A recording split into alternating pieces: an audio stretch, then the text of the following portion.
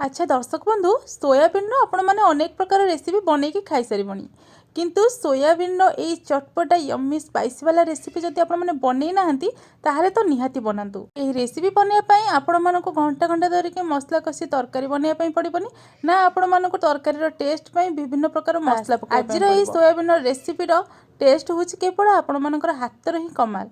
तो चलतु आज रेसिपी को स्टार्ट करवा। नमस्कार मो प्रियदर्शिनी आपण मानक अनेक अनेक स्वागत करुच्ची मो यूट्यूब चैनल को। आज रेसिपी जब पसंद आसो वीडियो को निहाती भाव में लाइक करेंगे। तो प्रथम आम आमर ये सोयाबीन रेसिपी किसी मसला गुड़ाक आम प्रथम प्रिपेरेसन कर रखी नवा। प्रथम मुझे देदे गोटे बड़ चामच जीरा या आम कौन करवा ना भल भाव में भाजी नवा। हाँ ये रेसिपीटा ना बहुत ही जल्दी बनब जदि आपण मैंने ये सब जिन आगु प्रिपेयर कर रखी ने मात्र 2 मिनिट ही आपण मानकर ये रेसिपी बनिकी रेडी हो। तो ये जीरा गुड़ाक भल भाव में भाजी सारापर गोटे हेमदस्ता नहीं से भल भाव में आम कौन करवा गुंड करना। रेसिपी जब प्रकृत टेस्ट आपण मैंने पाइबा चाहते बिल्कुल भी आपण मैंने ग्राइंडर यूज करनी जहाँ करेंगे एमती हाथ हिं करेंगे। तो एबे कौन करवा ना आम 2टी सुखिला लंका नहीं 4-5टी रसुण नहीं जा आपण मैंने लंकाटा केते कौन निज हिसाब रे राग खाती से हिसाब रे नेबे या भल भाव में एमती टिके भाजी नवा। ये मोर सुखिला लंकाटा भाजी गला मको बाहर कर नौची। तापर रसुण मध्य 2 साइड देखो एमती टिके आपण मानकर हल्का ब्राउन कलर जमी पड़ी आसो ताको आम भाजिकी बाहर करने आसवा। तापर आम कौन करवा ना ये देखो गैस उपर गोटे तार जाली रखी नहीं से आम गोटे बड़ साइज टमाटो को पोड़ा। तो जमती कि 2 साइड भल भाव में पोड़ और भितरटा सीझीज से भाव में आपने पोड़े। ता भितर मुझे सोयाबीन को गरम पानी में पकई नहीं आ सोयाबीन देखो भल भाव में फुली जाइए। एबे आम कौन करवा ना सोयाबीन को भल भाव में हाथ में टिके चिपुड़ी पानी बाहर करनबा और गोटे प्लेट रखी नवा। पानी रखिए जमी सोयाबीन आमर भल भाव में माने जमी टिके सुखा सुखा बिल्कुल भी पानी रही से आपने देखिए। तापर एपटे देखो सोयाबीन पानी बाहर कर सारापर आमर टमाटो मध्य भल भाव में भितर सीझी जाइए और बढ़िया से पोड़ी जाइए। एबे टमाटो को आम साइड रखा ठंडा हाँपाई दबा। एपटे आम गोटे पैन में कौन करवा ना सोरिष तेल गोटे चामच देदबा।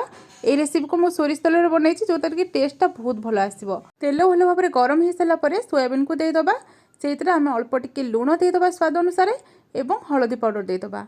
एबे आम सोयाबीन को टिके भल भाव में भाजवा जमती कि सोयाबीन पानी जहाँ भी थी भितर पानी सब भल भाव में सुखीज और सोयाबीनटा जमी रबर टाइप हो जाए ना सेमती हो। दर्शक बंधु आज रेसिपी आपको जब भल लगी थाए निहाती लाइक करने सहित एमती नुआ नुआ रेसिपी देखापी मो चैनल को सब्सक्राइब करेंगे।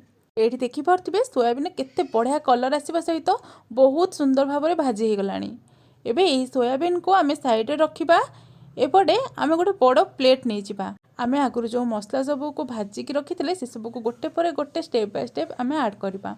तो प्रथम ये मो रसुण और सुखिला लंका नहीं जाइए हाथ में ताको भल भाव में टिके चकटी नौची। ये रेसिपी को देखिथुबा समय आपण मानक भितर कहीं ना कहीं भावुथिबे जे हाथटा पोड़िबो। तो आपण माने हेमदस्ता नहले शिलोपुआ जदि अच्छी तार यूज मध्य आपण माने करि परिबे। बस दरदरा करके आपण माने एमती चकड़ी नेबे। तापर भजा जीरा गुंड देदबा।